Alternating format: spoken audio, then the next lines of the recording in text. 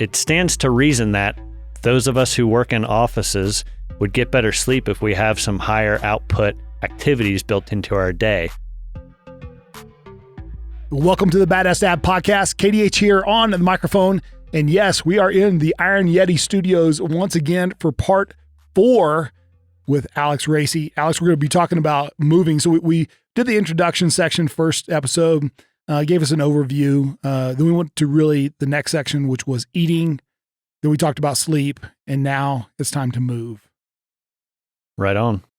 So it seems self-evident, like each of these areas, obviously we need to eat well to fuel our body well. We need to give our body time to recover. We need that. But, moving, especially eating, there are a gazillion schools of thought on this. And, you talked about being metabolically flexible on episode, on the second part, having our body use different fuels, whether it's fats or carbohydrates to get us to perform at a high level. Let's talk about moving now and the importance of movement, exercise, moving weight, and some of the benefits as well. Yeah, absolutely. And honestly, move encompasses a lot of things. I don't sit down normally at work, so I have a stand-up desk, so I can, have from my time in the military, I have some issues in my lower back, kind of hip area, so standing up seems to be more effective at keeping those issues at bay. And so I'm always standing up. Now, I saw something where if you stand up, if you work a normal job and you stand up versus sit at your desk, that's the equivalent of running, and I assume they mean energy consumption standpoint. That's the equivalent of running 2 marathons a year or something like that. Now, that's not to say, oh, if I stand up at my desk, I can go run a marathon, but it's, somebody did the math on, I assume, calories burnt by standing versus sitting. And so that maybe just standing at your desk some, I guess I bring that up initially because we've been sitting here for a while, right. And my lower back's starting to hurt a little bit, and the hamstrings. But I've heard this also, that sitting is the new smoking. Yeah. I think Kelly Starrett he wrote a whole book on why you shouldn't sit, and he's raised money for his school district so that the kids who have more energy to burn naturally than any of us, midlifers, have a desk that's more conducive to learning, and they can stand and all of that. And, I keep a stool at my stand-up desk because I built it so it's not adjustable at the house. So occasionally I'll pull that stool out and I'll sit down, and a lot of times I pull it out to use it as a bracing mechanism to do some mobility or stretching work. Yeah. Well, stand up now. Go ahead. Just stand up. That microphone will go up to where you are. So that'll make it easier for you. So, it is so good just because movement, it's part of what we do and who we are, as animals, in these meat sacks. But it's kind of like eating, man. There are people that get religious about how you got to move and you got to do it this way or that way. But talk to us about your philosophy on that. Yeah, that's funny that you bring that up. And back when we were talking eat, you mentioned vegans and stuff. And I personally don't think that your worldview should be tattooed on you in any camp, whether it's, and I've been CrossFitting since the early 2000s. So you were CrossFitting before CrossFit was cool. I was, maybe. It was pretty cool when I started.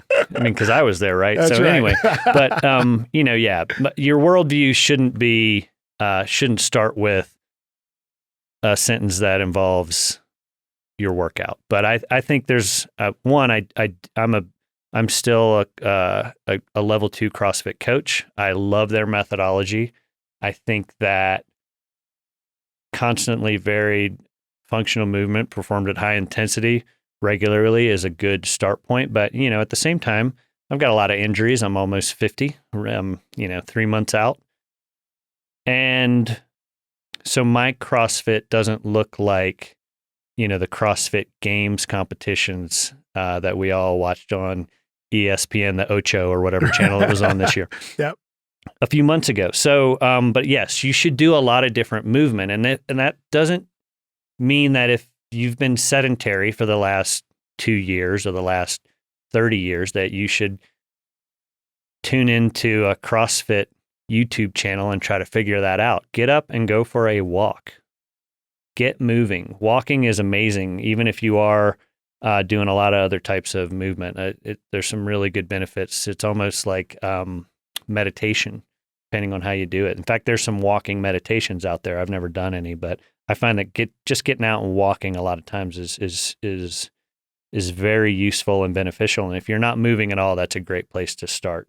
But I mean, there's so many different things to talk about. As I think about, my mom in her 70s, I wish that she would just get down on the floor and get up again more often, and maybe do that in a focused way. So, what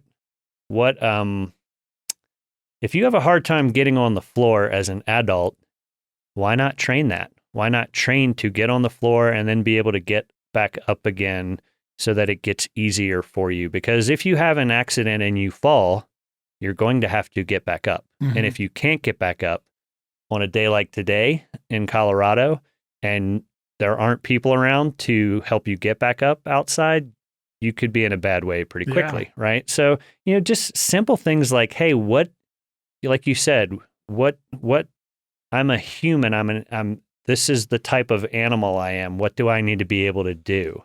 And doing some focused work around those movement patterns is huge. And CrossFit does all that. If I need to lift something in my regular life, a bag of salt for the driveway, or potatoes or groceries, or a half rack of IPA and put it on the high shelf or something. If I'm training that, I'm probably not going to get hurt putting if I'm training that with focused work in the gym with a barbell, with dumbbells, with a kettlebell, whatever, I'm probably not going to pull a muscle the next time I get on an airplane and I'm putting my rollerboard in the overhead storage compartment, right? So just doesn't have to be, some like highly developed, well thought out, I'm going to the Olympics program. You just got to get out there and move. So I mean, if I had to simplify it, I would say move a lot, move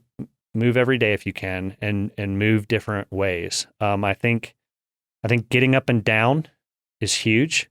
So if you are partially, if you've been sedentary for a long time and just getting on the floor is hard, well, use that as a training opportunity to get down on the floor and get up a few times to the left and a few times to the right, and use that as part of your workout. If you're working out fairly regularly at this point, I've heard you talk about burpees many times on your podcast.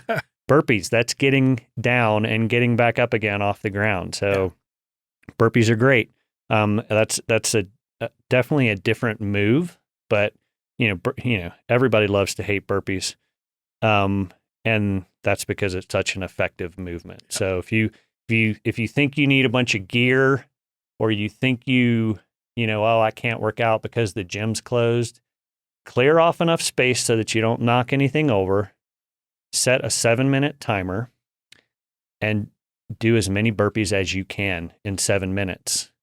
And then write down whether you feel like you got a good workout or not, regardless of what the number is. Write the number down too, because you could literally do burpees a few times a week and you would be very, very healthy as a human being.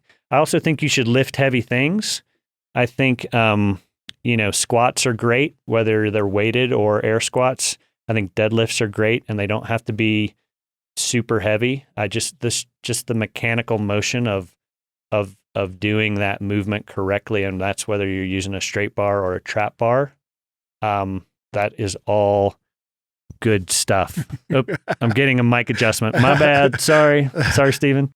Well, and I love that because I've got a 9, nearly 10-year-old, and so even at just under 60 pounds, you got to bend down and pick him up. Right on. What am I just going to stop picking my son up?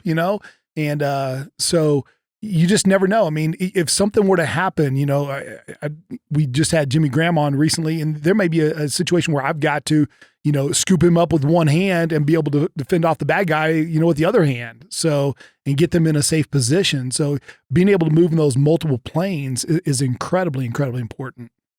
Absolutely. Absolutely. I threw my 12-year-old was acting like he couldn't walk upstairs after we finished watching a little bit of TV last night. So he was like, "Carry me," and I was like, he's like 80 pounds, so not a huge 12-year-old, and I was able to throw him over my shoulder like a bag of potatoes and carry him upstairs. And then, at some point, at this point of my life, I could do that even with my my wife or my 16-year-old.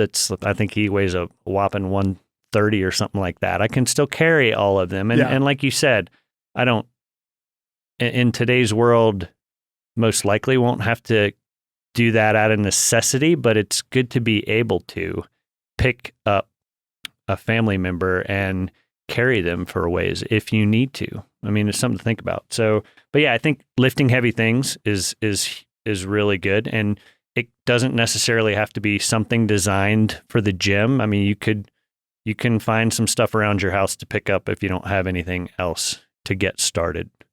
I think push-ups are great. I think air squats are great. Doesn't require any equipment. I think if you have a pull-up bar and you can do pull-ups and chin-ups, that will make you very strong, very fast if you have the ability to do pull-ups on a regular basis. All right. So Alex, listen, here's some of the objections I hear coming. It's been years. I haven't been to the gym, can't get to the gym. I know you dressed, I can do things at home, but man, I don't know where to start. I don't know what to do. I jump on the YouTube and, I've got, 50,000 different programs to go. Where can I start? I'm now at a place where I'm going, okay, I've got to do something. It's new year, new me, all this. I'm putting COVID behind me. What's something I can do now? What's something that I can do to get my, not a 100-day game plan, not a 60-day game plan. You said I can do something in 2 days. We didn't talk about this, but the 2 days, give me something that I can do right now from a moving standpoint.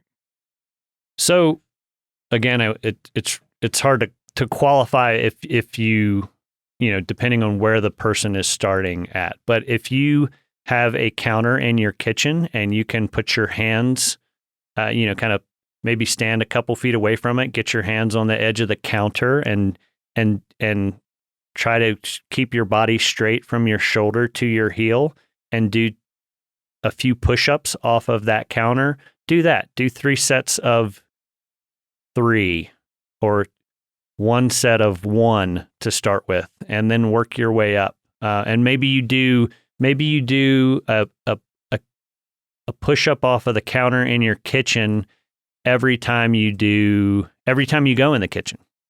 So if you're walking into the kitchen from another room of your house and you do 1 push-up off of the edge of your island or your counter, how many, now that we're home all day, how many push-ups would that be in a day? Yeah. Maybe 20, right? Or maybe every time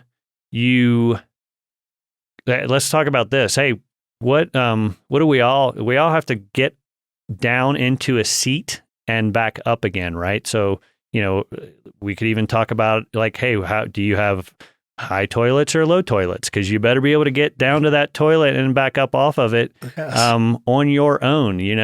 When you can't do that, you're in a bad way. So maybe every time, because you can't get to the gym and you don't know where to start. So maybe every time you go in the kitchen, you're doing a 1 push-up off the counter, and maybe you're strong enough to quickly move to doing that 1 push-up on the floor. Or maybe you're strong enough to do 2 push-ups on the floor every time you go in the kitchen, and that turns into 40 push-ups a day. And then maybe every time you go in the bathroom to do something, you do 2 air squats or 5 air squats every time. And maybe that quickly turns into 50 air squats a day. And I mean, there's a million ways to just start. But the bottom line is, again, whenever you're hearing this, if you haven't done anything today, pause the episode, put your headphones on, put your tennis shoes on and go out and walk around the block for the last 5 minutes of this episode or however much longer we're going to talk, and count that as your movement for today. And then say, hey, I'm going to be a person that works out. And for me, I think a person that works out, like, you got to set a minimum standard to it, right? So let's say at least 5 minutes of work 3 times a week, and they're not consecutive. So it can't be, I did 15 minutes of walking, so that's my 3 5-minute efforts, right? It has to be 3 on 3 separate days of a 7-day week. I am going to at least do 5 minutes of planned move training. And then I would, if you said, hey, this is what I do, I would say, yeah, you're a person that works out, and you should feel good about that. And that's a start. And then maybe, I think high intensity effort is important once in a while. I'm trying to get back to doing some type of sprint work at least once, if not twice a week, as part of kind of me relooking how I'm working out and what I think might be next in the next evolution of how I'm moving. And let's talk about that. For me personally, I think 5 good sessions a week is optimal, right? I like to get 3 work days, Monday, Tuesday, Wednesday, with good work. A lot of times that might be weightlifting, and then maybe a few movements that would look more like something you'd see in a CrossFit gym. And then maybe the third day would be a long, slower movement on my assault bike, or if it's nice enough, even a slow run outside, but much longer, at least 5 miles. And then I would take Thursday off and use that as a recovery day. And then I would have 2 more good days of work on Friday and Saturday. And then I would use Sunday as a recovery day. And I'm always changing the modality of the work so that I'm just constantly varying my workout. And keeping that flexibility going, just keeping your body guessing what's happening. And I to answer the question that I asked, I would just say this: just start. Take action now.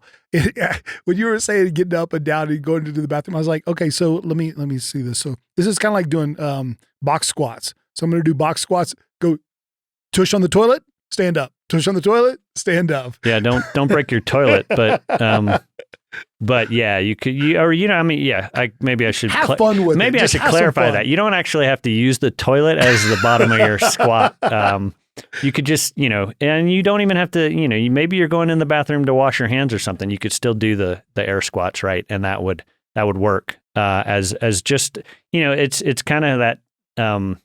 It's just like stacking habits. I want to start working out more. So I'm going to tie in some movement requirements to build habits around moving more. And you don't realize it, but we talked about, on our Fouled episode, we talked about 10K days. And if you think about time under tension, it adds up. Yeah, it's not a CrossFit high intensity workout maybe where you do all of this movement as hard as you can, as fast as you can, and your entire workout takes 7 minutes. But like I call them 10K days, and maybe it's 10 sets of 10 reps of 100-pound back squats with a 1-minute break between sets. And I do all 10 sets with as perfect a form and full range of motion as I possibly can. And so, is it heavy weight? No. Is any one set of 10 reps really hard? No, not at all. But my form is really good. I don't ever leave these workouts hurt. And I've gotten really good loaded full range of motion work in.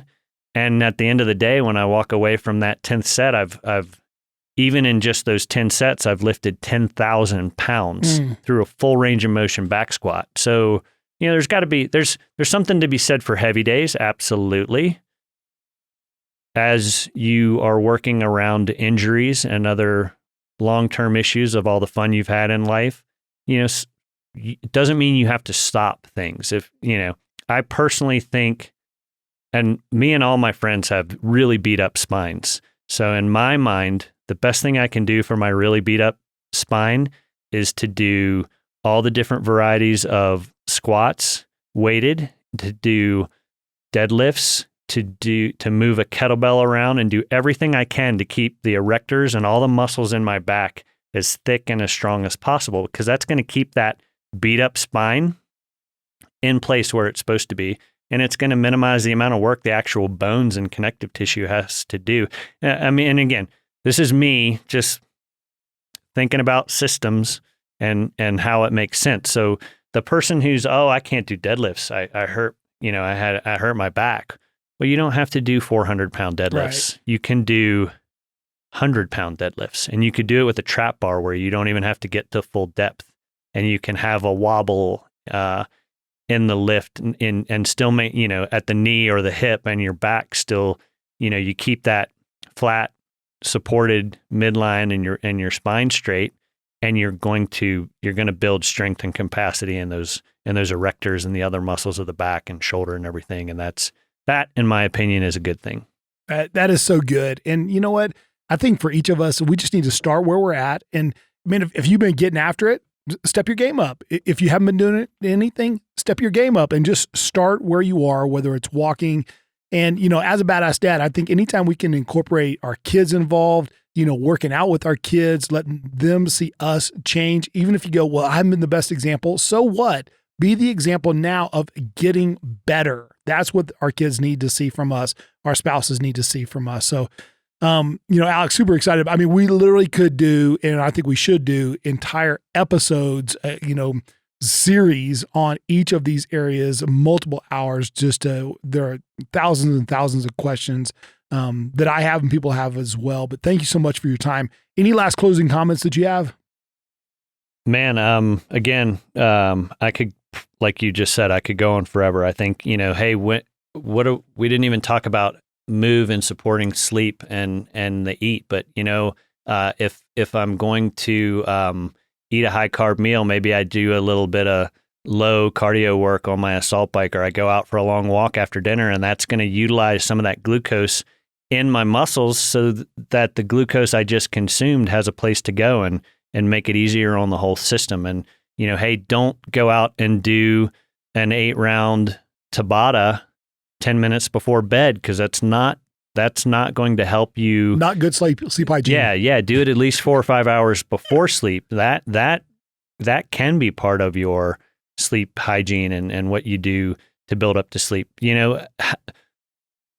Anybody who's ever done a really hard day of work where they didn't leave the day of work hurt in some way knows that that's some of the best sleep they've ever gotten. So, it stands to reason that those of us who work in offices would get better sleep if we have some higher output activities built into our day. A lot of times the only thing we're doing in that regard is working out. So, I mean, there's just so many places to go. Happy to keep coming back and talk about all this stuff with you. I know that Steven's going to put my email address, Alex at firstprinciplesfpp.llc. So Alex at fpp.llc.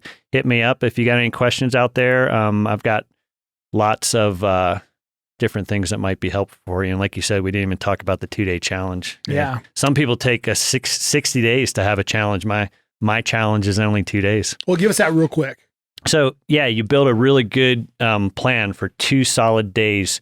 And maybe you just plan that B- minimum standard day that you can do right now based on how the world is with COVID and everything. And you kind of build an outline around 2 days of high quality performance as we talked about in all 3 domains: eat, sleep, move. And then you look on the calendar at what 2 days you might be able to execute this 2-day challenge on. And then at the top of your page, after you've written out kind of your plan for those 2 days, you don't put a date in. You actually just put today and tomorrow. And that's the 2-day challenge. Because if I'm always thinking about today and what I need to do, and I'm thinking about tomorrow, and a lot of times, I even have a journal where I have a focal point at the end of the day's entry where it's like, hey, what's going on tomorrow? How do I need to adjust my eat, sleep, move plan based on what the day is going to bring? So for example, tomorrow I'm loading the kids up and we're going to be on the road to Loveland by 8 a.m. So that is going to change my normal day of what eat, sleep, and move looks like. And I'll make sure that I have all that figured out and ready to go before I go to sleep tonight. So I'm not making really bad choices at the McDonald's drive-thru as far as eat goes tomorrow. Man, absolutely love it, man. Guys, thank you for listening. And man, I tell you what, we can all improve our performance and be a badass dad by eating better, by working on our sleep and moving more efficiently. Man, be a badass dad, have a badass day, and we are out. Hey guys, just want to thank you so much for listening to the Badass Dad podcast. We do need your help though. A couple different things that we could use. We want to grow our podcast and our message out there. We are getting so much great feedback from you guys, but we need your help. So we want to make it into the top 10. So if you could please, share. I guess sharing the podcast is a huge benefit. Also, if you'll comment. So if you'll leave us a comment, like leave us a review, and some 5 stars would be great. The other thing is, if you have a subject you'd love us to cover, maybe there's something you like the subject shows or an interview, or if there's someone you want us to interview, if you could communicate with us, you can hit me up at KDH at BadAssDads.org. So that's KDH at BadAssDads.org, or you can go to our Instagram, which is Badass Dads Podcast, and leave us a direct message there. And I'd love to interview people, love to hit the subjects you guys want to hear more about. Thank you so much for helping us grow.